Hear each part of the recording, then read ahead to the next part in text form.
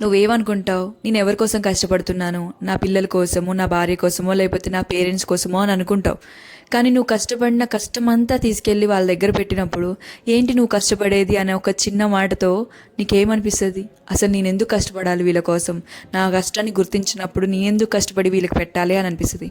అదే నీకు సపోర్ట్ చేస్తూ, మా నాన్న ఇంత కష్టపడుతున్నా, నా భర్త ఇంత కష్టపడుతున్నారు, లేకపోతే నా కొడుకో బిడ్డనో ఇంత కష్టపడుతున్నారు, మమ్మల్ని చూసుకుంటున్నారు అని అంటే ఆ కష్టానికి నిజంగా ప్రతిఫలం ఉంటుంది అనమాట.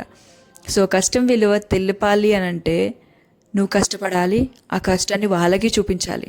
అంతేకాని వాళ్ళకి ఏమి చెప్పకుండా, ఏమీ తెలియనీయకుండా చేసావు అని అంటే ఆ కష్టం విలువ నీ దగ్గరే ఆగిపోతుంది.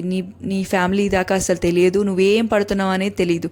నువ్వెంత ఎక్స్ప్లెయిన్ చేసినా కానీ నీ కష్టాన్ని వాళ్ళు చూడనంత వరకు వాళ్ళు నమ్మరనమాట. ఇప్పుడున్న రోజుల్లో మనుషులు నమ్మడం మానేశారు.